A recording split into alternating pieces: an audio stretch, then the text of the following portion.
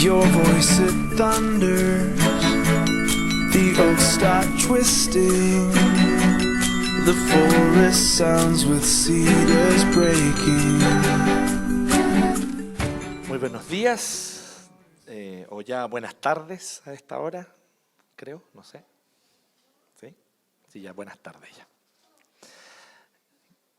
Hoy nosotros continuamos viendo lo que la historia de Jonás nos relata. Seguimos explorando la Escritura, la palabra de Dios, para poder conocer y entender de manera clara, o lo más claro posible, cómo este mensaje también guarda relación con cada uno de nosotros hoy día. Para aquellos de ustedes que no han leído el libro de Jonás, les recomiendo encarecidamente que lo hagan, que ustedes estudien, lean el libro de Jonás por ustedes mismos. Es tan corto que se puede leer en media hora, menos 20 minutos. Lo pueden leer con atención, con mucho cuidado, no les toma más de 20 minutos leerlo entero. Es un libro de solo 4 capítulos y lo interesante es que este libro ustedes lo pueden leer y varias veces por semana incluso. Y cada vez van a descubrir algo diferente, les apuesto, creo, no sé. Así que eso, bien. Y hoy entonces vamos a hablar sobre la huida de Jonás, ¿ok? Vamos a hablar sobre la huida de Jonás. Así que parece que en la clase de los niños más grandes hoy día a Agustín le tocó solo, así que si se está preguntando cuál es el título, ese es. La huida de Jonás. Huida con H muda al inicio.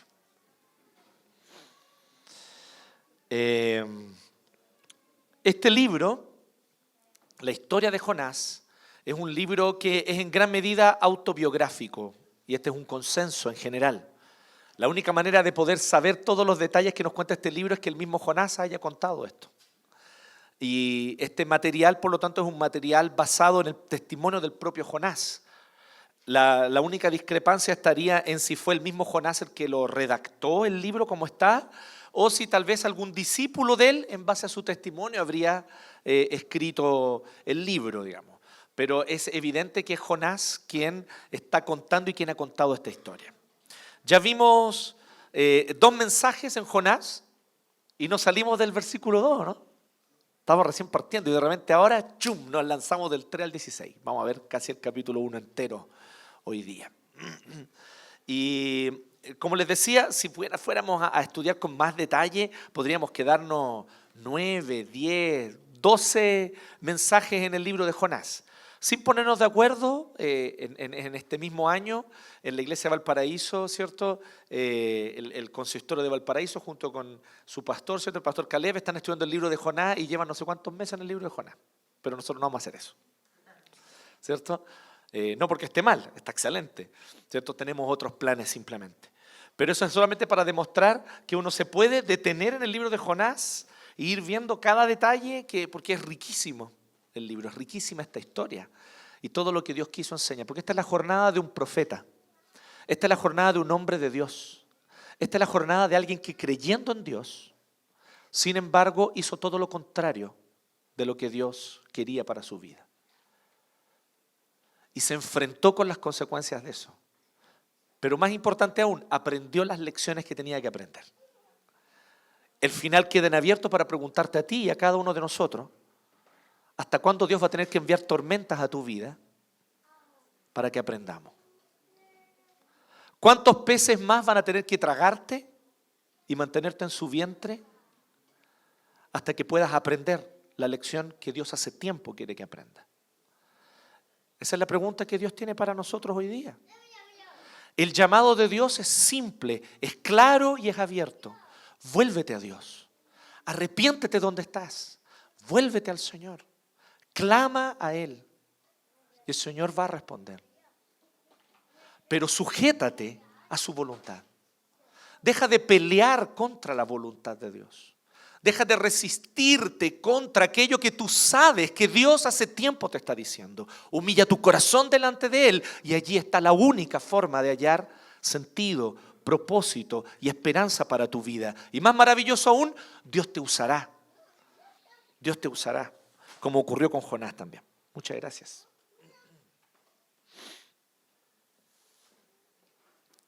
Shell esto, ¿no?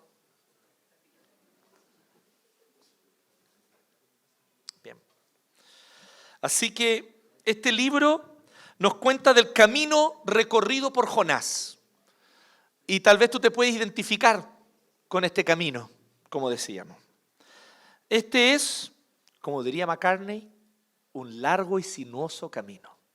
The long and winding road. ¿Sí? Qué linda canción, ¿eh? Siempre me acuerdo de esa canción, no sé por qué.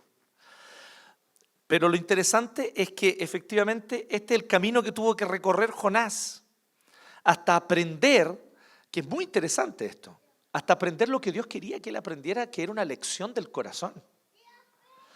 Finalmente, sin duda, hay un tema con la salvación de Nínive. Pero si el punto de Dios al revelar el libro de Jonás fuera simplemente mostrarnos que Dios quiere salvar a los paganos, lo cual es cierto y es una de las cosas que muestra el libro de Jonás, no estoy diciendo que no lo sea, es uno de los puntos principales, pero si fuera solo ese, entonces el libro terminaría en el capítulo 3. Pero hay todo un cuarto capítulo donde ya Nínive se arrepintió y se salvó. Y donde es un diálogo de Dios con el profeta, porque él en su corazón aún no aprendió a tener compasión. Así que esta es una jornada del profeta, una jornada de él, de cómo él tiene que someter su corazón a lo que Dios quiere para su vida. Y cómo el someter tu corazón a Dios te va a por fin librar de la amargura, del dolor, del sinsentido. Como vivía Jonás, conocido en la historia quedó como el profeta enojón, le dicen. Cada profeta tiene como su apodo, ¿no? A Jeremías le dicen el profeta llorón, ¿cierto? Y a Jonás le dicen el profeta enojón, ¿sí? Porque lo vemos ahí enojado, ¿cierto? Y que se enoja con Dios. Y un enojo casi infantil. ¿Tienes razón para estar enojado? Sí, lo tengo, le dice. ¿Sí? Es como esa discusión entre un papá y un niño, ¿no? Cuando los niños están enojados. Así que Dios quiere enseñarle algo a Jonás y eso mismo también, y en gran medida también nos quiere enseñar a nosotros. Así que, ¿cómo comienza este camino de Jonás? ¿Cómo comienza este camino de aprendizaje de Jonás? Comienza con una huida. Comienza como comienza tu camino también y como comienza muchas veces mi camino, como comienza nuestro camino. Comienza con una huida. Arrancar de Dios. Huir de Dios. Que Dios te diga claramente, este es el sentido, y tú tomar la dirección contraria. Que Dios te diga claramente, hacia allá debes ir, hacia allá debes correr, y que tú tomes el sentido totalmente contrario y corras en la dirección absolutamente contraria. Y así es como comienza nuestra propia historia, muchas veces de redención. Comienza con una huida, con una desobediencia. Y hay tres cosas, aunque no lo crean, tres cosas, que Jonás aprende y que nosotros también tenemos que aprender con la historia de Jonás en este capítulo 1, desde el verso 3 al 16. Y es bueno que ustedes me acompañen también ahí con su Biblia para que vayan mirando, acompañando, leyendo, comprobando y no simplemente se queden con que el que lo dijo de adelante lo dijo, porque usted tiene que comprobarlo ahí, en su Biblia, por sí mismo. Dice, porque todo parte con que Dios le dice, anda y ve a la gran ciudad de Nínive. Y es muy interesante porque el verso 3 entonces dice que Jonás se levantó y fue. Así parte. En el original, en la lengua original, usa los mismos verbos. Dios le dijo, levántate y anda a Nínive. Y dice que Jonás se levantó y fue, pero a Tarsis. La ironía del texto es muy clara para mostrarnos que a veces incluso nosotros hacemos como un amague de que le vamos a hacer caso a Dios y no le hacemos caso. Dios nos dice, humilla tu corazón ante mí. Y nosotros nos limitamos a ir a la iglesia. Que no está mal. Pero que tú estés aquí sentado en una silla no significa que tu corazón esté humillado ante Dios. Y Dios lo que quiere es que nuestro corazón se humille ante Él. Hay tantas maneras en las cuales nosotros podemos aparentar obediencia y no ser obedientes absolutamente en nada. Y la más efectiva de todas esas maneras de desobedecer a Dios, la más eficiente forma de no hacerle caso a Dios, es la religión. Es la religión. Aparentar que estoy haciendo bien las cosas. Aparentar porque cumplo. ¿Y cumplo cómo? Externamente. Cumplo con mi presencia física, cumplo con los horarios, cumplo con repetir los versos, cumplo con aprender de memoria lo que hay que aprenderse de memoria. El Padre Nuestro, el credo de los apóstoles. Y la pregunta es si realmente estamos nosotros obedeciendo a Dios, porque Dios está diciendo que lo que Él quiere es un corazón quebrantado y humillado delante de Él. Un corazón que deje de resistirse a la realidad de que Él es un Dios verdadero y que Él es Señor de tu vida y que Él es dueño de todo lo que haces. Pero no, nosotros queremos seguir con nuestro propio plan.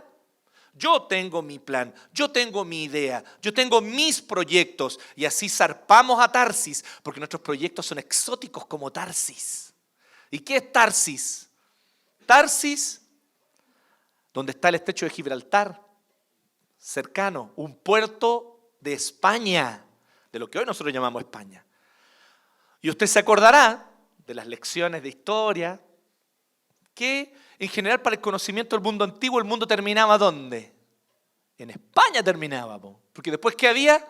El mar. Y después del mar, todo se caía ahí para abajo, había un abismo. ¿Sí? Todo se caía. Ojo, detalle. ¿Y qué es lo que nosotros aprendemos en los libros de historia?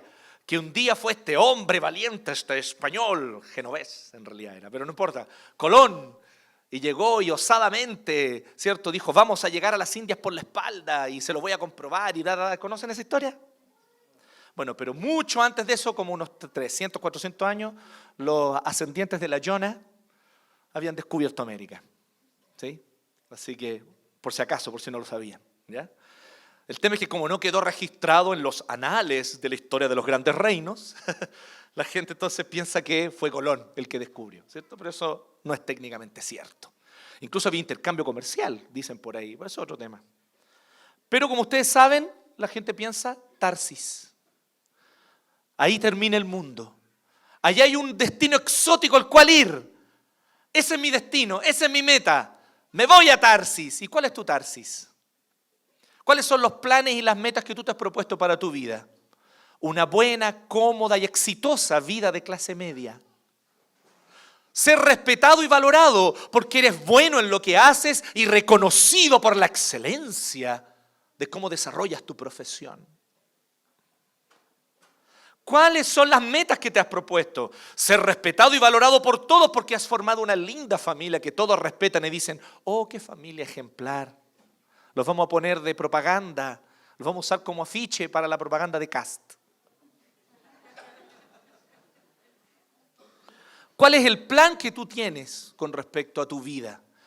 No, me involucraré y seré reconocido por mi activismo social y político para hacer de esto una sociedad más justa. Hay muchas metas que nos proponemos, que no son malas necesariamente. En ningún lado el libro no insinúa, la Biblia no insinúa que Tarsis haya sido necesariamente un lugar malo para irse a vivir. No hay nada de eso. El punto es que no era lo que Dios quería para Jonás. ¿Me entiendes o no? Tarsis puede ser el destino de otros. Tarsis, de hecho, fue el destino del apóstol Pablo, cuando él se propone llegar hasta España y lo expresa explícitamente en la carta a los romanos, pidiendo así ayuda a la iglesia de Roma para que lo envíe hacia España para predicar el evangelio. Si bien la Biblia no nos cuenta explícitamente qué ocurrió con ese emprendimiento misionero de Pablo, sí la historia nos relata que fue, al parecer, y hay indicios de que fue exitoso, que efectivamente Dios llevó a Pablo hasta España, porque hay registros de comunidades cristianas en España tan antiguas que no se sabe exactamente el origen, probablemente en el siglo I. Interesante, ¿no? Por lo tanto, es altamente probable que Pablo haya llegado a España a predicar el evangelio. Pero es distinto. Si así fue, era porque Dios quería a Pablo en España, pero no a Jonás. Entonces la pregunta que yo te estoy haciendo, no te estoy preguntando por metas malas, por metas que son pecaminosas, por metas indecentes. Claro que no, nada de esto es malo. Por supuesto que sí. Por supuesto que es bueno que pueda haber éxito en los emprendimientos que estás llevando a cabo. Por supuesto que es bueno que puedas ser bendecido en tu trabajo y reconocido como un buen profesional. Por supuesto que es bueno que en tu familia y en el seno de tu familia haya gozo y plenitud y ustedes puedan vivir plenamente. Dios quiere eso también, no me cabe duda, pero ¿es esa la meta de tu vida? ¿Es para allá que Dios te llamó? Todos nuestros caminos de aprendizaje comienzan con una huida. Y esa huida nunca es una huida honesta, sincera.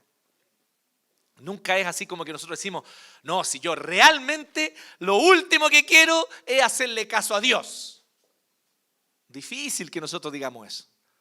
La mayoría de nuestras metas que son desobedientes a Dios, las disfrazamos de religiosidad, de piedad, de cosas súper santas, lindas, bonitas y hermosas que todo el mundo quisiera. Y así nos imaginamos, por lo tanto, alcanzando esas metas. Fama, gloria y fortuna. Y de repente no es eso lo que Dios tiene para ti. De repente no es esa la meta que Dios tiene para tu vida. De repente lo que Dios ha propuesto para ti es otra cosa muy distinta y que se ve muy poco atractiva en realidad. Una cosa horrenda como Nínive. Pero es allí donde Dios te quiere. Es allí donde el Señor te quiere sirviendo. Es allí donde Dios tiene un propósito para ti. No lo sé. Por lo tanto, lo primero, y para Agustín que está tomando nota ahí, ¿sigue solo? ¿Todavía no ha llegado ningún compañero de clase? Sí, ya. Y la tía Nati también, que lo está ayudando. Donde hay desobediencia, llegan las tormentas. Esta es la primera lección que aprendió Jonás. Y es la primera lección que tú y yo también tenemos que aprender a partir de este texto. Donde hay desobediencia a Dios, tarde o temprano llegan las tormentas. No es una invitación a sentir miedo, ¿ya? Es una descripción de una realidad. Pero que no podemos dejar de describirla. Yo no puedo venir y venderte una pomada y decirte, no, sí, las cosas como están, desobedece a Dios, total. ¿Me entienden? No puedo yo venderles una pomada de algo que es totalmente antibíblico. Dios no nos dice, sigue adelante, vamos, sigue desobedeciendo. Por supuesto que no. Donde hay desobediencia, tarde o temprano llegan las tormentas. ¿Y qué queremos decir con esto? Es importante tenerlo claro. Es importante entender que la Biblia es muy explícita en decirnos que cada vez que nosotros pecamos contra el Señor, consecuencias vienen sobre nuestra vida. Hay cosas tan obvias y tan naturales como que si, por ejemplo, si yo no cuido mi cuerpo, evidentemente me voy a enfermar. Hay cosas evidentes como que si yo, por ejemplo, no cuido mis relaciones, entonces me voy a quedar solo.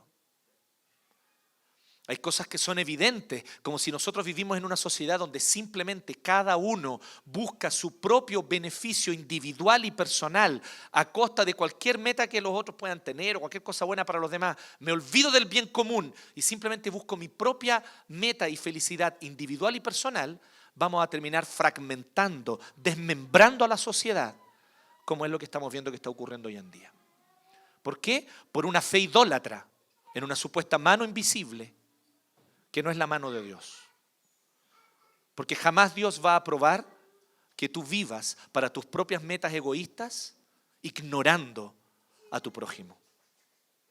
Por lo tanto, esta realidad de lo que Dios quiere para nuestra vida, tiene que invitarnos a reflexionar.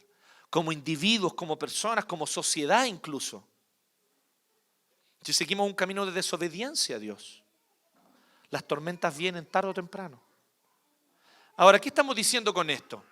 Que todas las veces que ocurre algo malo, que todas las veces que algo que es negativo ocurre con mi vida es por causa de un pecado específico. No, la Biblia también es muy clara en decirnos que muchas veces hay males, hay problemas, hay enfermedades que simplemente vienen porque Dios tiene un propósito de santificación para tu vida a través de eso y no porque te está castigando por un pecado puntual. La visión bíblica no es simplona, no es al que es bueno le pasan cosas buenas. ¿Sí? no es exactamente esa. ¿Por qué? Porque este es un mundo caído. Y en un mundo caído, muchas veces el que actúa bien y el que hace bien, también muchas veces vive y sufre cosas que no son buenas para su vida o que pueden ser tomadas como negativas en un primer momento, hasta que las entendemos desde la perspectiva de Dios y vemos cómo esas cosas vienen a moldear, a sanar, a redireccionarnos, incluso en la dirección correcta. Así que no estamos diciendo algo tan simplón como eso. Lo que estamos queriendo decir es lo que simplemente la Biblia nos enseña. Que nuestro pecado nos alcanza, como dice el libro de Números. El Señor le dice eso al pueblo de Israel. Tu pecado te alcanzará, le dice. Y tu pecado te alcanza. Mi pecado me alcanza, tarde o temprano.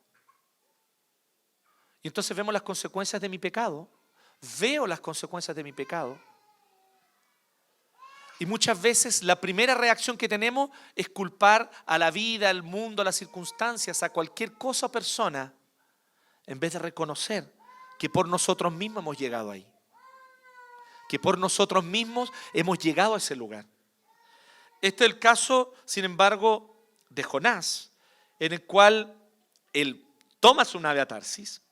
Encontró un barco que zarpaba rumbo a Tarsis. Muy interesante porque el puro verso 3 ya dice 2 veces que era para huir del Señor. Es muy explícito. Jonás está dando testimonio de que su intención era arrancar de Dios. ¿Sí? Porque esta es la realidad cuando tú conoces verdaderamente a Dios. No siempre Dios es un ser que está allá sentadito arriba con su barba muy amorosa, queriendo solamente y derramando cosas lindas y agradables sobre sus hijos. Cuando tú empiezas a conocer a Dios, te das cuenta que Él es un Dios justo, que es un Dios santo y que es un Dios que sí, a veces dan puras ganas de arrancar de Él. Si somos honestos. Si no conoces esa sensación, probablemente no has conocido a Dios verdaderamente. Te estás imaginando un ídolo a tu imagen y semejanza. Dios a veces es tremendamente incómodo. Y así fue con Jonás. Así que se va para huir del Señor. Bajó a Jope, qué interesante, ciudad portuaria, en la cual siglos después vamos a encontrar a otro misionero que se llamaba el apóstol Pedro, ahí mismo en Jope. Y a él también en Jope Dios le va a enseñar una lección muy valiosa, pero ahí mismo en Jope, para que vaya a predicar también a ¿quiénes? A paganos, a gentiles. ¿Ya? La dejo ahí para que después usted vea en Hechos capítulo 10. Después usted revisa su Biblia en su casa. ¿Sí? Pero dice que él va a Jope donde encontró un barco que zarpaba rumbo a Tarsis. Pagó su pasaje. Es heavy esto, ¿no? Estamos dispuestos a lo que sea cuando hay que arrancar de Dios. ¿Sí o no? Estamos dispuestos a lo que sea, incluso a invertir. ¿Cierto? Ese mismo dinero con el que nos apretamos para la ofrenda y para el diezmo. Venimos y no tenemos duda en venir a invertirlo para desobedecer a Dios. ¿No es curioso el corazón humano? ¿No te llama la atención tu propio corazón? Pagó su pasaje y se embarcó con los que iban a esa ciudad. Y de nuevo dice, huyendo así del Señor, para arrancar de Dios. Pero el Señor lanzó. Jonás es súper explícito. El texto bíblico no nos da lugar a pensar, se levantó una tormenta. No, no se levantó. Dios la envió.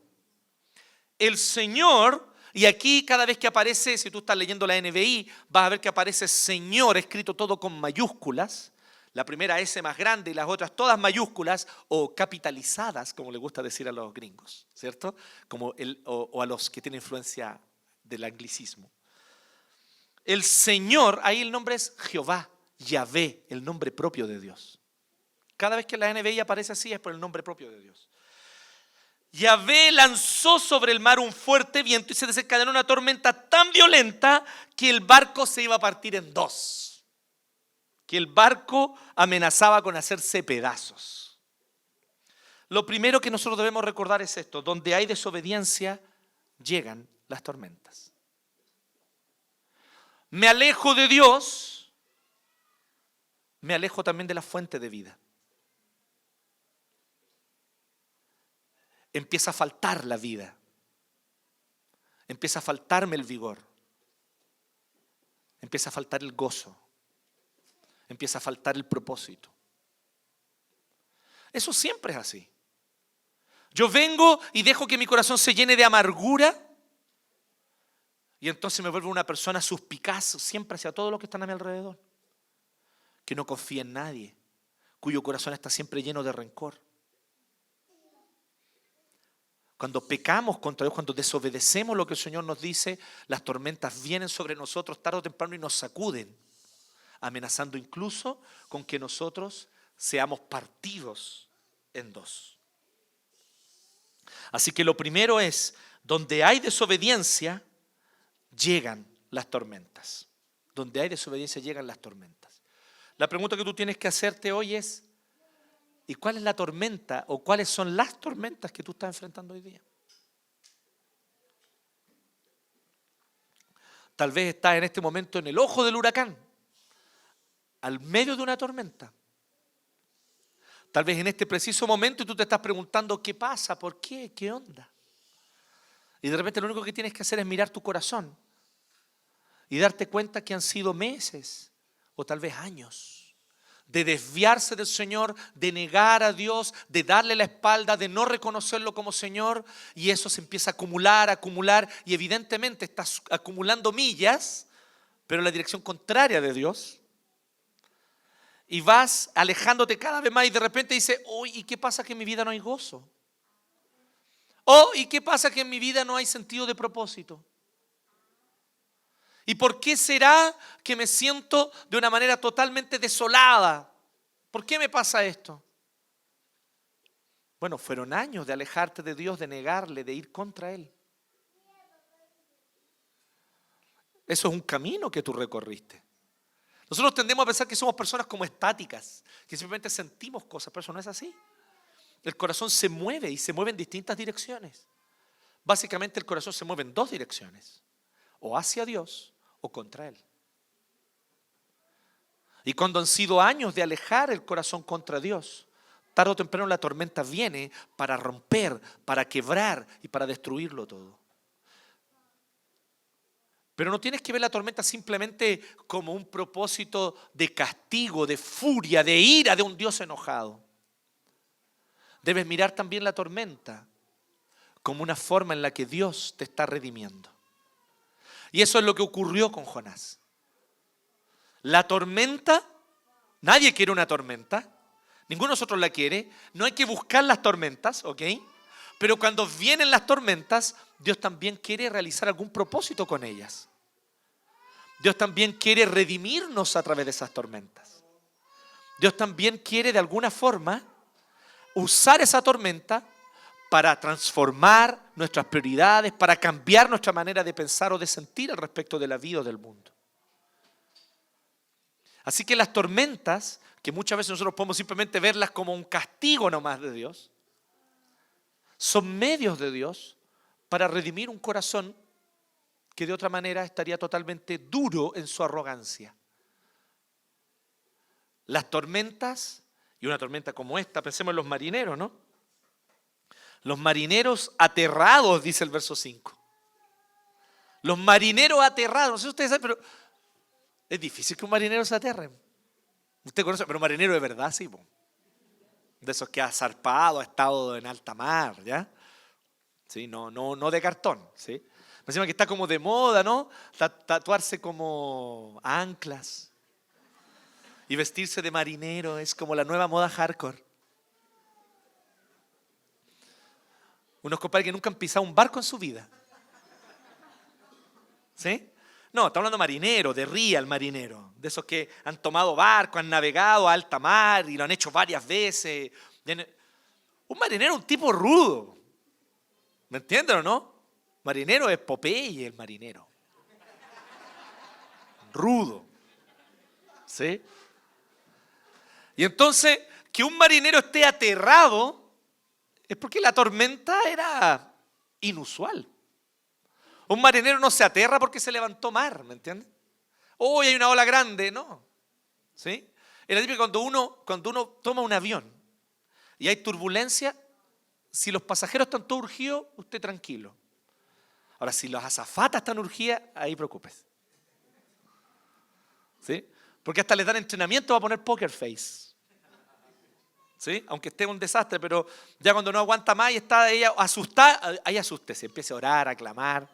Clame, como dicen los hermanos de la cárcel. Hay que clamar. ¿Sí? Ahí usted, calladito, clamar nomás. Entonces, aquí están los marineros aterrados. Así que no es cualquier tormenta. Pero aquí es donde nosotros vemos lo segundo que yo quiero que nosotros tengamos en consideración y la segunda lección que aprende Jonás y que tenemos que aprender nosotros también.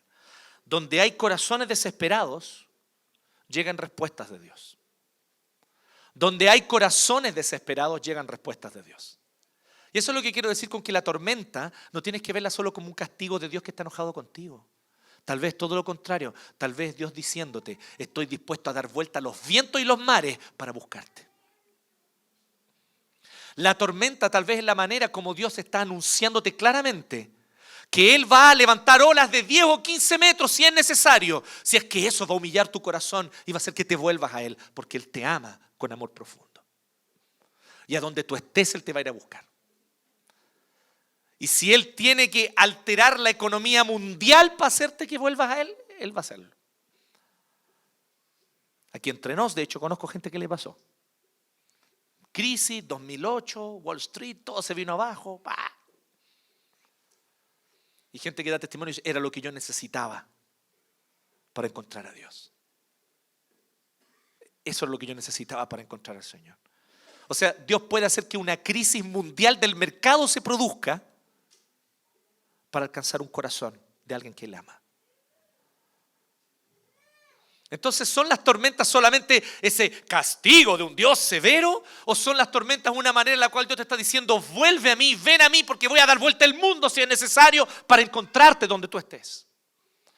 Porque no hay lugar donde tú te vayas a esconder de mí. Allí yo te voy a ir a buscar y allí te voy a encontrar. Es lo que el Señor nos dice a cada uno de nosotros y fue lo que el Señor le dijo a Jonás. Pero ¿qué es lo más heavy en esto? Nosotros podemos decir, Dios quería encontrar a Jonás. Pero no solamente. En ese barco no era solo a Jonás a quien Dios quería encontrar. Dice que los marineros estaban aterrados, todo y aparte mal. Marineros aterrados es problema seguro. Y a fin de aliviar la situación, comenzaron a clamar cada uno a su Dios. Ojalá que no se nos esté mojando aquí adentro, ¿no? Si no, les presto el vasito.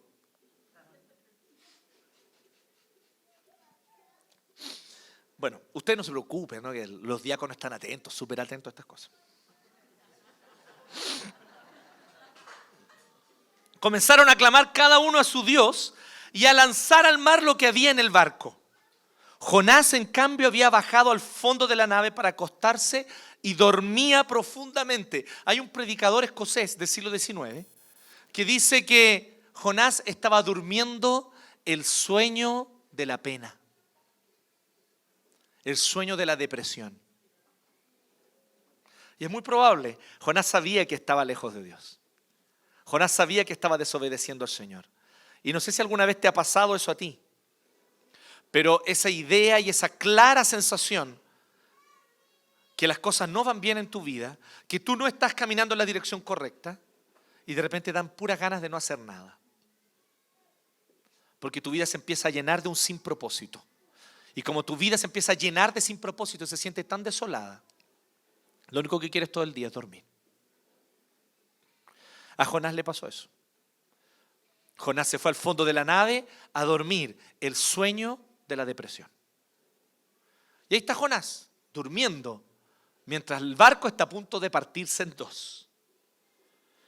Los marineros, aterrados, empiezan a lanzar los pesos para afuera.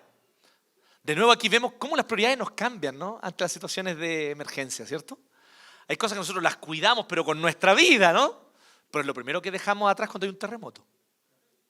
¿Sí? O sería muy extraño, ¿no? Que alguien viniera y dijera, oh, hay un terremoto, voy a firmar la tele. Hubo gente que le pasó. Hubo gente a la que le pasó. El capitán del barco se le acercó y le dijo, ¿cómo puede estar durmiendo? O más bien le dice, levántate, dormilón. Despierta.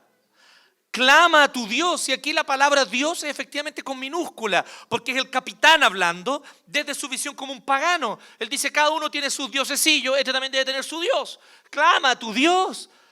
Quizá en una de esas, tu Dios se fije en nosotros y no perezcamos. En los marineros, el capitán, paganos. ¿Conocían al Dios verdadero? No, estaban totalmente perdidos en su paganismo, adorando a dioses no reales, a dioses falsos, que no eran más que imágenes controladas y supuestamente dominadas, ¿cierto?, por sus ofrendas, que no es la visión del Dios verdadero. Así que ellos están ahí clamando cada uno a su Dios a su manera. El capitán le dice que clame a su Dios, pero mientras eso ocurre, de nuevo otra acción desesperada, los marineros empiezan a echar suerte. Dice, ¿quién de nosotros fue? Alguien de nosotros tiene la culpa. Y es súper interesante esto, porque ellos dicen así, vamos, echemos suertes para averiguar quién tiene la culpa. ¿No le llama la atención eso? Porque las suertes se pueden usar para muchas cosas. Uno puede echar suertes, y quiero decirles esto, para cosas supersticiosas, y uno puede también echar suertes para cosas que en realidad son normales. El libro de Proverbios, la Biblia dice que la suerte se echa en el regazo, pero que el resultado de ella la determina Dios. Pareciera no tener una visión negativa de la suerte. Bueno, es que depende de qué tipo de suerte, porque la Biblia, en todo su contexto, nos habla claramente contra la idolatría y la superstición. Sin embargo, cuando hay un partido de fútbol, ¿y quién va a partir con la pelota? Caro Sello. ¿Me entiendes? ¿Eso es echar suerte o no? Es normal. Es simplemente una manera lo más imparcial posible de determinar quién va a partir. A ese tipo de suerte se refiere el libro de Proverbios. Cuando alguien viene y echa suerte es para decir, bueno, a ver, ¿quién va a ir para allá a hacer tal cosa? Y nadie quiere. O al revés, cuando todos quieren. Entonces, ya, ok, al que le salga, ¿cierto? El monito rojo, ese va. Y el que le salga el monito rojo, ya, ese va. Y por lo menos nadie puede decir, oye, no, es que hubo una decisión parcial porque el que estaba decidiendo se inclinó. No, fue por suerte. ¿Se entiende? Así que efectivamente en ese sentido la suerte se echa en el regazo. Pero hay una manera supersticiosa de confiar en la suerte, por supuesto. Por ejemplo, cuando tú usas la suerte para ganar plata. Vergonzoso, hermano. Bíblicamente se gana plata trabajando, ¿ah? Les doy el aviso. ¿Usted quiere ganar plata? Trabaje. Esa es la forma bíblica, ¿sí? No es llenar unos numeritos, ir para allá. Eso es indigno de un creyente en Cristo que cree que Dios prospera su trabajo. ¿Y qué significa que Dios prospera? No es que usted va a ser rico, millonario y me voy a comprar otro jet privado como los predicadores de la prosperidad, ¿no? Cuando hablamos de prosperidad estamos hablando de que Dios va a darte el sustento que necesitas tú y tu familia. Y si Él te bendice más allá de eso, bueno, Dios es bueno y es soberano y lo hace con quien Él quiere. Pero ciertamente el Señor va a proveerte. Y ese es el punto. Así que ciertamente la suerte no es para eso, ¿sí? Pero menos para esto. Esto es lo curioso. Echemos suerte para averiguar quién tiene la culpa. Y nuestro querido Calvino, comentando el libro de Jonás, él dice que le llama la atención muchísimo esto, porque si ellos realmente, esto demuestra la ignorancia en la que están hundidos los paganos, dice él. Porque si realmente ellos entendieran el nivel de culpabilidad que cada uno tiene delante de Dios, se darían cuenta que la tormenta todos se la merecen y que no hay uno que es culpable de la tormenta. Todos lo somos. La gran pregunta no es ¿cómo Dios permite que esto malo me ocurra? La pregunta que tú tienes que hacerte es ¿por qué esto malo no ocurre conmigo siempre y con todos? Si tú eres consciente de la realidad de tu propio pecado delante de Dios, sabrás que esta mañana no debiste haber abierto los ojos para un nuevo día. ¿Te parece exagerado? Es porque no has comprendido la Escritura. No has comprendido la realidad de tu pecado. Ni el aire que entra a mis pulmones soy digno de él. Ni la luz que entra a mis ojos. He pecado contra el Señor y eso me hace merecedor de condenación, oscuridad eterna. Y en este momento estoy aquí, vivo, disfrutando de más un día. Ok, con lluvia, con frío, se está goteando el lugar, pero no importa. Estamos con vida y eso es misericordia, es gracia, es algo inmerecido. Pero ellos, ¿quién es el culpable? Echemos suerte. Pero como bien dice Calvino, son paganos. Nunca han conocido al Señor. No han conocido la ley del Señor. Así que, de alguna manera, no que esto los exculpe totalmente, pero de alguna manera podemos entender que ellos estén con esta visión supersticiosa y más encima llena de autojusticia, ¿no? Entre superstición y autojusticia, la cuestión más macabra ahí se juntó. Y vinieron y dijeron, no, veamos quién tiene la culpa. Ellos, por los más santos. ¿Quién tiene la culpa? Patúo, ¿no? Pero ahí están ellos justamente tratando de determinar quién tiene la culpa. Así lo hicieron, pero miren esto qué tremendo. La suerte recayó en Jonás. Porque cuando hay corazones desesperados, Dios da respuesta. De las maneras más inusuales, hermano. ¿Sabe cuál es el problema? Es cuando tú adoptas esas formas inusuales o extraordinarias de Dios y piensas que tiene que ser una regla. Ese es el error que muchos cometen. Muchas veces Dios da respuestas extraordinarias y de formas totalmente inusuales. Bacán. El problema es que muchas veces muchas personas vienen y toman esa forma en la que Dios puede responder en algún momento como si fuera una regla que siempre debiera ser así. Aquí es evidente que hay un contexto en el cual hay corazones desesperados, son paganos, no tienen conocimiento de la ley ni del Señor. Y ellos están tratando de descubrir qué está pasando a su manera con lo que tienen a mano. Y Dios se les revela. Se parece mucho a la persona con la que Pedro se encontró en Hechos 10. Les dejé como tarea Hechos 10. Recuerden, van a leer Hechos 10 en su casa. Y esa persona se llamaba Cornelio. Y Cornelio pensaba que si él daba ofrendas y limosnas para los pobres, Dios, Jehová, porque él se había dado cuenta que Jehová, el Dios de los judíos, era el Dios verdadero. Este hombre romano ya no era más politeísta, había abandonado el politeísmo romano. Lo cual ya era genial, había dado un gran paso. ¿Sí? Entonces veamos la situación de Cornelio. Cornelio ya había dado un gran paso, había abandonado todo ese panteón de dioses romanos y él servía a Jehová. Pero él pensaba, lo que Jehová quiere es que yo sea bueno, que dé ofrendas, que dé limosnas para los pobres, y entonces él va a venir a mí y él se va a revelar a mi vida. Era una manera supersticiosa tal vez, era una manera basada como en esta salvación por obras, pero él era un pagano y él no conocía nada más, ¿me entienden? Y Dios tiene misericordia y se le revela a Cornelio. Y es muy heavy porque ¿saben lo que pasa con Cornelio? Se le aparece un ángel. Lo que usted siempre ha querido. ¿Le gusta, no? Siempre hemos querido que se nos aparezca un ángel. Queremos ángel, queremos que el Señor se nos aparezca. Y lo único que tiene al pastor ahí adelante. Horrible, hermano. Pero a Cornelio se le apareció un ángel. Y ustedes dirán, ahí estamos. Y el ángel vino y le predicó. No, el ángel le dijo, Cornelio, anda a Jope y manda a traer a Pedro. Él te va a decir lo que tienes que escuchar. O sea, Dios siempre quiere usar a personas. ¿No les parece heavy eso?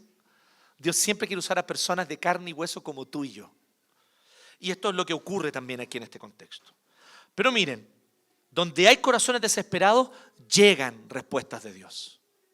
¿Y si esta tormenta es para que por fin tú puedas reconocer, no puedo por mí mismo? Genial, po. Ustedes dirán, pero ¿cómo va a ser eso bueno? Si yo puedo, yo me la puedo. Despierta el campeón que hay en ti. Yo siempre podré, lo lograré, sí. Tenemos esta visión muy común y muy evangélica donde en realidad nuestras predicaciones son terapéuticas. ¿Sabes cuál es tu problema? Tu problema es tu autoestima. Levanta tu autoestima. Y te digo algo, puede que haya un problema de autoestima, no me niego a eso, en más de algunos de ustedes lo tienen un poco. Así, por lo que los conozco. Y está bien, no estoy diciendo que esté mal, total. Pero el tema va más allá que eso. Eso no soluciona el problema. Realmente lo que tú necesitas es volverte al Señor y entender que solo Dios es el Señor de tu vida y reconocerlo de esa forma radical y absoluta. Así que en este contexto nosotros vemos que los corazones desesperados se generan en contextos muchas veces de tormenta, de dolor, de sufrimiento, de complicaciones. Porque es ese momento donde Dios nos muestra que realmente no podemos por nosotros mismos. Miren, ¿conocen los grupos de 12 pasos que se llaman? Alcohólico Anónimo, Narcótico Anónimo. Los grupos de 12 pasos, las dos primeras cosas que tú tenés que entender en esos grupos, y ojo, y en los principios de los 12 pasos provienen de unos cristianos que se les ocurrió esto, ¿eh? Por si acaso. Los primeros dos aspectos que tú tienes que reconocer, y son los más fundamentales, es el primero de ellos, que tú tienes un problema. ¿Me entiendes? Y la seriedad de tu problema, lo primero. O sea, no sacas nada con decir, bueno, yo soy Jonathan y de vez en cuando se me pasan las manos con la copa. No. Está en el primer paso pegado, tenés que dar el primer paso. El primer paso es, hola, soy Jonathan, soy alcohólico. Tengo que entender la profundidad de mi problema y reconocerlo. Lo segundo, ¿qué es? Reconocer que no puedo por mí mismo. Reconocer que no puedo solo. Reconocer que necesito un poder más alto que me saque de donde yo estoy. Y estos dos primeros principios de los 12 pasos son muy interesantes porque reflejan, en esto al menos, en este punto, reflejan la sabiduría bíblica. Lo primero que tienes que reconocer es lo serio de tu problema. No, tu problema no es simplemente que es que me equivoqué, es que dije palabras de manera precipitada, pero cuidaré mis palabras de aquí en adelante. No, tu problema es tu corazón, porque de la abundancia del corazón habla la boca. Tu corazón está oscuro, tu corazón está lleno de amargura. Y mientras no te vuelvas al Señor, ese corazón seguirá lleno de amargura. No es que, se me escaparon las palabras. No, las palabras no se escapan, las palabras salen de un corazón. No, lo que pasa es que en realidad reaccioné así porque no supe contar hasta 10. Voy a contar hasta 10 y entonces... No, tu problema no es contar hasta 10. Porque al inicio voy a contar hasta 10, después hasta 20, después hasta 50 y menos mal que los números son infinitos. El problema no es hasta cuánto tú cuentas. El problema de la ira de tu corazón es que en tu corazón no confías que el Dios soberano tiene el control. Y quieres tenerlo tú. Y eso te frustra y la frustración produce ira. Tu frustración tiene su raíz en un pecado del cual debes arrepentirte. No quieres reconocer que Dios es soberano. Pero no vamos a la raíz del problema, ¿cierto? Porque es reconocer que el problema soy yo. Pero si el problema eres tú. No los que te rodean, tú. El problema soy yo. Y necesito que un poder mucho más alto que yo me saque de donde yo estoy. Y esto es lo que ocurrió con los corazones desesperados de estos marineros. Los marineros aterrados. Si usted está con su Biblia ahí, subraya esa frasecita. Los marineros aterrados. Porque eso ya nos dice mucho. Ellos estaban efectivamente desesperados. En su desesperación buscaron respuestas. Clamaron a sus dioses. ¿Y no les parece interesante esto? En todo el capítulo 1, el profeta, Jonás, el profeta, usted no lo va a ver orando una vez. Jonás no ora hasta el capítulo 2. Y todos los demás oran. ¿Ven el contraste o no? Todos los demás oran. Donde hay corazones desesperados, llegan las respuestas de Dios. Esto es lo segundo. Y vamos a lo tercero. Lo tercero, bueno, ya vimos, solo para repasar. Donde hay desobediencia, llegan las tormentas. Eso es lo primero. Donde hay corazones desesperados, llegan respuestas de Dios. Es lo segundo. Y en tercer y último lugar, donde hay testimonio de Dios, vidas son impactadas. Donde hay testimonio de Dios, las vidas son impactadas. De una o de otra manera, las vidas son impactadas donde hay testimonio del Señor. Ellos vienen y le preguntan, ¿no?, a Jonás, dinos ahora, ¿quién tiene la culpa de que no haya venido este desastre? Y miren, las preguntas son maravillosas, ¿no? Parece como le están haciendo llenar un formulario. ¿A qué te dedicas? ¿De dónde vienes? ¿Cuál es tu país? ¿A qué pueblo perteneces?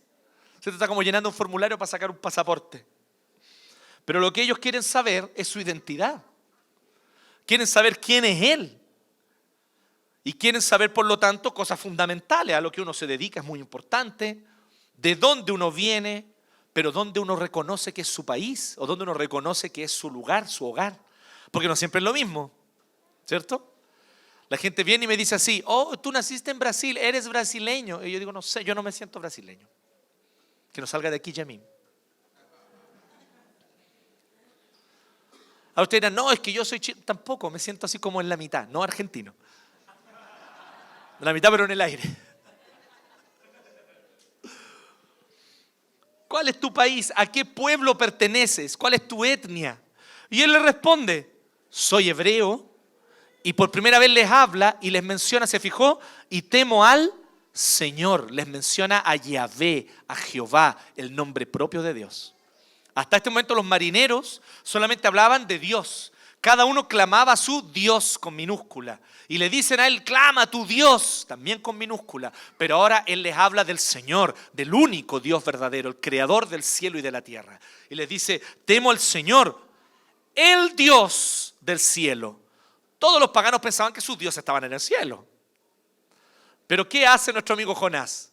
Jonás viene y no hace mucha apologética. Él no entra, te voy a demostrar que solo Jehová es el único Dios. No, él le dice: no como los de ustedes que son de mentira, este es de verdad, Él es el Dios del cielo. Se los dice directo y de frentón. Él hizo el mar y la tierra firme. Le respondió. O sea, yo sé quién levantó esta tormenta. Yo sé quién envió esta tormenta. El único que controla los vientos y los mares, el creador de ellos. Y a Él yo sirvo. Al oír esto, los marineros se aterraron aún más. Peor todavía, ¿no? Marineros aterrados. Y como sabían que Jonás huía del Señor, pues él mismo se lo había contado. O sea, nosotros vemos que Jonás les dio algunos detalles más. Aquí está solamente el resumen. Pero les contó que él estaba huyendo del Señor.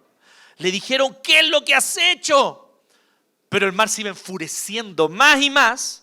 Así que le preguntaron: ¿qué vamos a hacer contigo para que el mar deje de azotarnos? Lo primero que vemos que hace Jonás: les habla del Señor, les anuncia al Señor, les dice quién es Dios. Y sin mucha apologética ni argumentos racionales y científicos, simplemente va directo al grano. Solo hay un Dios, Él es Jehová, Él creó los cielos y la tierra. Y Él es el que envió esta tormenta. No hay tiempo para apologética en una tormenta, ¿no? No hay tiempo para sacar evidencia que exige un veredicto. No hay tiempo para eso, ¿cierto? Más que un carpintero. No, tampoco hay tiempo para eso. No hay tiempo. Lo único que hay es decirle: este es el Señor, Él creó todo y vamos. Y entonces ellos están desesperados. ¿Y qué hacemos? Dicen. Entonces el segundo testimonio que da Jonás. El primero les anuncia, les habla del Señor. El segundo es de vida, de ejemplo. Tómenme y láncenme al mar. Y el mar dejará de azotarlos a ustedes, le respondió. Yo sé bien que por mi culpa se ha desatado sobre ustedes esta terrible tormenta. Aquí comienza lentamente, no se entusiasmen, pero comienza la transformación del corazón de Jonás. Cuando por fin él deja de pensar en sí mismo. Ese es el punto donde también empieza tu transformación. Cuando tú por fin dejas de pensar en ti mismo como el centro del mundo, del universo y de la vida. Cuando por fin tú desistes de pensar y vivir tu vida como si todo girara en torno a ti. Como si todo lo que tú piensas y sientes fuera lo único que realmente importa. Hay un punto donde hay que abandonar eso. Hay un punto donde el narcisismo ya no tiene más cabida ni lugar. Y es el punto de la desesperación. Y aquí está Jonás. Sí, Jonás, vuelvo a decir, está empezando su transformación. Todavía falta mucho camino por recorrer. Pero el inicio de la transformación en el corazón de Jonás es este. Cuando él empieza a decir: ustedes, por ustedes, para que ustedes se salven, échenme mi alma. Cuando por fin el otro tiene más importancia que yo. ¿Me siguen o no?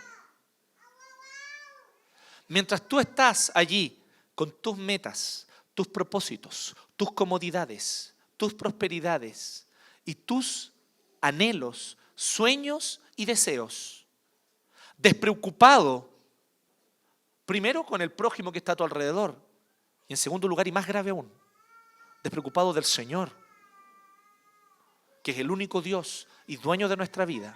Mientras tú estás viviendo esa vida de narcisismo, donde tú eres el centro de todo y donde lo único que importa es lo que tú sientes y lo que a ti te pasa, mientras tú estás viviendo esa vida, entonces todo a tu alrededor se va destruyendo.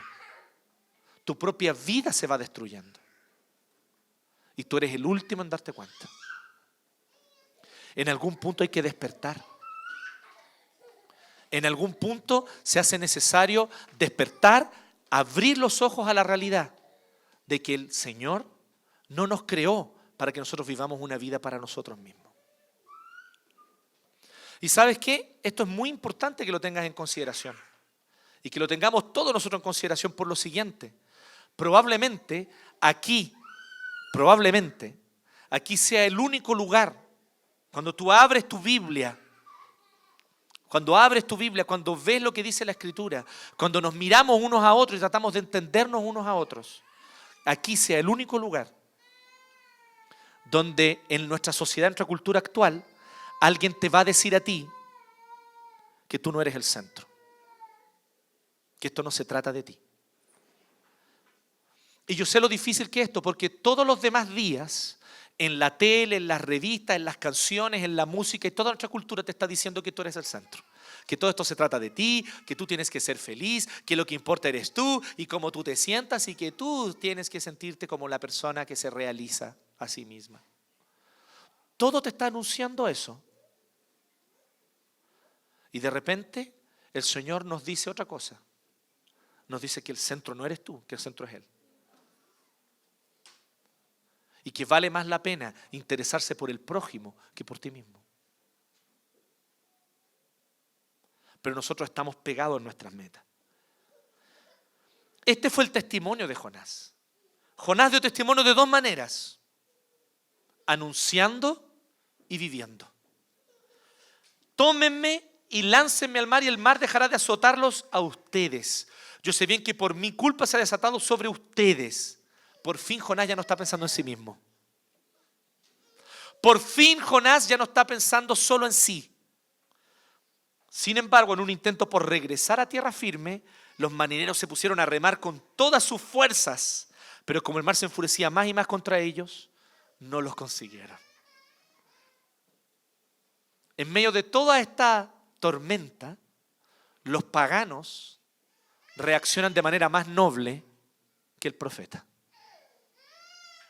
Él les dice: tómenme y láncenme. Y probablemente, no sé, hoy en día, ¿no? Si fueran marineros neoliberales, habrían dicho: ok. Pero ellos vinieron y dijeron: no, espérate, hagamos lo posible para no tener que lanzarte. Y remaron con más fuerza: vamos a tierra, vamos. Lo intentaron. ¿Cuánto rato estuvieron? No sé, 1 hora, 2 horas, 3 horas. Lo intentaron con todo y no podían. Al ver que la cosa se ponía peor, y Jonás les decía: le estoy diciendo que me lancen. Entonces clamaron al Señor. Les vuelvo a decir, todos oran en esta historia del capítulo 1, menos Jonás. Y aquellos están orando al Señor por fin. Reconocieron a Jehová. Oh Jehová, y de nuevo es Señor todo con mayúsculas, o sea, está hablando de Yahvé, de Jehová. Tú haces lo que quieres. O sea, tú nos estás poniendo en esta situación. No nos hagas perecer por quitarle la vida a este hombre, ni nos hagas responsable de la muerte de un inocente. Toda la razón por la que Jonás y la gran parte de la motivación por la cual Jonás no quería ir a Nínive era porque esos paganos son un pueblo cruel, es porque los paganos no merecen salvación, es porque yo no quiero ir a anunciarles a ellos, porque ellos no son dignos de escuchar este mensaje. Y aquí está Jonás encontrándose cara a cara con la bondad, con la gracia común, dirían los teólogos, en la vida de los paganos. Paganos que son capaces de mostrar más compasión que él. Jonás no es capaz de mostrar la compasión que estos paganos mostraron. ¿Cómo te vamos a lanzar al mar? No se te ocurre eso. No, vamos y con más fuerza tratemos. Pero no fue posible. Cuando vieron que no había otra alternativa para lanzarlo al mar, ellos primero se arrodillan y le piden perdón al Señor. Señor, perdónanos por lo que vamos a hacer.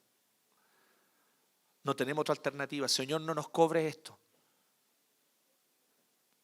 Así que al final parece que estos paganos tan malvados no eran, ¿no? Aparentemente. Y más que un tema de bondad o de bondad del corazón, no estamos hablando de eso, pero ciertamente que estos paganos reaccionan mejor que Jonás. Entonces, ¿qué ocurre? Verso 15.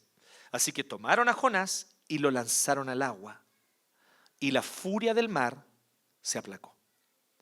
Debe haber sido inmediato, porque ellos quedan sorprendidos. Un marinero está acostumbrado a que la tormenta pasa poco a poco, pero que una tormenta que de repente se levantó de la nada, del mismo modo de repente se acabe, ellos se dieron cuenta que estaban ante un poder sobrenatural. Esta no era una tormenta común y corriente del Mediterráneo. Aquí había algo sobrenatural. Al ver esto, verso 16, se apoderó de ellos un profundo temor al Señor. Y fíjese en esas palabras, profundo temor al Señor. No simplemente está hablando de un temor al Señor, lo cual tiene un significado sin duda alguna muy interesante en el Antiguo Testamento que ya vimos en nuestra serie de Eclesiastés. El temor al Señor es el conocerle, el reconocerle como Dios, el conocerle por sus atributos y tener una relación con Él. Pero aquí dice que no solamente ellos tienen un temor al Señor de manera genérica, sino que se apoderó de ellos un profundo temor al Señor. Una leyenda judía sobre el libro de Jonás dice que lo que hicieron estos hombres en el barco después, es una leyenda, no está en la Biblia. Ellos vinieron, dieron vuelta al barco, volvieron a Jope, agarraron sus cosas y se fueron al templo de Jerusalén a adorar. Eso dice una leyenda judía. Si fue lo que pasó o no, no lo sabemos. Pero sí sabemos que se apoderó de ellos un profundo temor al Señor, le ofrecieron un sacrificio y este es el detalle, le hicieron votos, se comprometieron. Y es de ahí de donde los judíos dicen esta leyenda, que tal vez ellos volvieron al templo y fueron a adorar. Hicieron votos al Señor. Donde hay testimonio de Dios, vidas son impactadas. Ahora aquí está Jonás, el mayor misionero de la historia, pero también el peor. ¿No les parece interesante esto? Por donde pasaba la gente se convertía. ¿Y qué es lo que uno tendría que pensar? No, este Jonás debe haber sido súper consagrado. Y fíjate que no. No era precisamente eso lo que caracterizaba a Jonás. Así que la misión es de quién finalmente. ¿Quién lleva a cabo la misión? ¿Quién la desarrolla? ¿Y quién la va a ejecutar? ¿Contigo queriendo o sin que tú quieras? Es Dios. Y Él te va a poner donde haya que ponerte.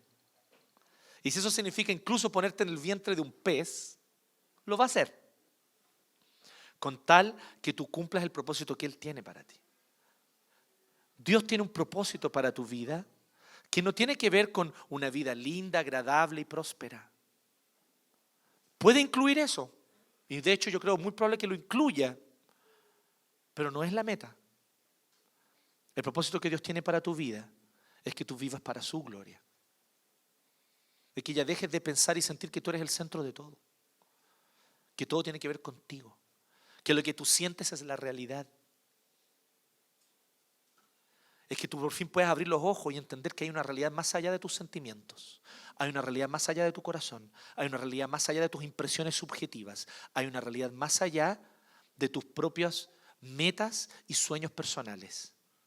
Hay un mundo que necesita el testimonio de Dios. Hay un mundo que necesita saber que hay un Dios que habita en los cielos, o sea, es soberano. Eso se refiere, no se refiere a un lugar geográfico llamado cielos. Es una expresión. Cielos significa sobre todo. Y esta expresión que habita en los cielos significa que Él es soberano. Él tiene control sobre todo lo que está abajo, o sea, todo está abajo de Él. Y Él es el que creó el mar y la tierra seca. Y hay miles de personas, muchísimas personas de distintos contextos y de distintas formas que necesitan comprender y entender que este Señor es real. Y Dios te quiere a ti para anunciarlo. No, esto no es para mí, yo no estudié en el seminario, yo no hice teología. No, esto no es para mí, yo no hablo bonito, yo no sé hablar de delante. No, no necesitas nada de eso. Miren la predicación de Jonás, por hermano. ¿Les parece una muy buena predicación? O sea, yo les aseguro que Billy Graham tendría muchas lecciones que enseñarle a Jonás. Jonás no es precisamente un gran predicador del cual tengamos que aprender. Como predicador, en su retórica, ni siquiera en su consagración. Miren qué curioso esto.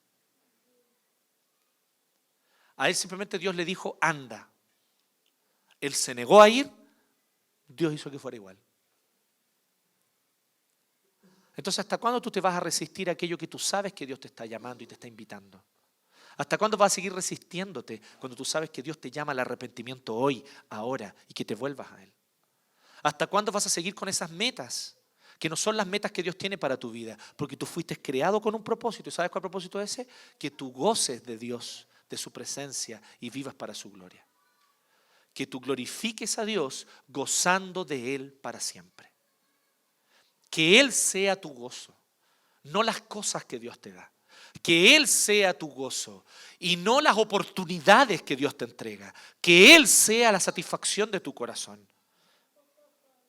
Tú fuiste creado para la gloria de Él, para que Él se glorifique en ti y a través de todo lo que haces y dices, como ocurrió con Jonás finalmente. Terminó anunciando a Jehová y terminó dando testimonio de una manera muy potente. Porque en ese contexto, ¿qué es lo que en el fondo Él hizo? Él se puso a sí mismo como un sustituto. Para que la tormenta no los mate a ustedes, mándenme a mí al mar. Así ustedes se van a salvar y yo cargo con el castigo. Eso es lo que le está diciendo Jonás. ¿No les parece conocido con otro que hizo eso, pero de manera mucho mejor aún y mucho más clara? Jesucristo, quien al contrario de Jonás no tenía ninguna culpa, quien al contrario de Jonás siempre obedeció al Padre. Pero ¿sabe lo que Él hizo? Él tomó la culpa tuya y mía, la rebeldía tuya y mía. Él tomó todas esas veces las que tú arrancas de Dios, conociendo tu corazón y tu pecado, lo tomó sobre sí y lo cargó.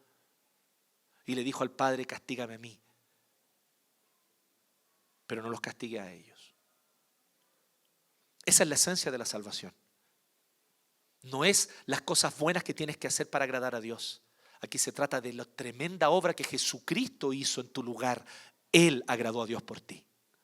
Ya no necesitas tú esforzarte por agradar a Dios. Solo cree en Él. Cree en Jesucristo. Él tomó tu lugar. Él fue tu sustituto. Y Él sufrió la ira de Dios sobre la cruz. Y Él sufrió la muerte. ¿Qué es lo que nos dice el final del 1? El Señor por su parte dispuso un enorme pez para que se tragara a Jonás, quien pasó 3 días y 3 noches en su vientre. Y sabemos quién fue el que pasó 3 días en una tumba y se levantó de ella. Fue Jesucristo, que tomó tu lugar, porque Él no debía morir, porque el alma que pecare, esa morirá. La paga del pecado es la muerte. Jesucristo nunca pecó. Tú y yo tenemos que morir, Él no. Él murió la muerte que tú y yo merecíamos morir. Una muerte desoladora, cargando sobre sí todo el juicio y la ira de Dios que tú y yo merecíamos. Si hoy tú crees en Él, entonces la salvación, la gracia de Dios es para ti. Dios te adopta como hijo y derrama su amor sobre ti como hijo eterno de Él. Solo creer, solo creer. Solo fe, solo por fe. En Cristo hay salvación. Él tomó nuestro lugar. Y esto es lo que nosotros hoy día necesitamos una vez más recordar y creer.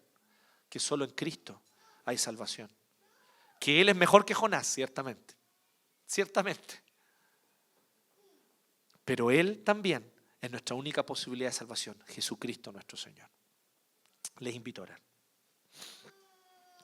Te agradecemos, Señor, por tu palabra. Y te agradecemos, Padre, porque en esta historia de Jonás podemos ver también como en un espejo nuestra propia historia. Te rogamos, Señor, que tengas misericordia de nosotros, que muchas veces y de muchas maneras huimos de ti. Te pedimos perdón en esta hora, porque tal vez en este mismo momento más de alguien que está aquí está huyendo de ti, arrancando de ti, no queriendo reconocerte. En esta hora, Señor, te rogamos que nuestro corazón pueda ser humillado por ti, humillado delante de ti. Que podamos, oh Dios, en esta hora encontrar en ti el refugio que necesitamos. Que en esta hora, Señor, nosotros dejemos de porfiar contigo y entendamos que la tormenta que estamos viviendo tiene el propósito de volcar nuestros corazones hacia ti. Y es lo que queremos hacer ahora, Señor.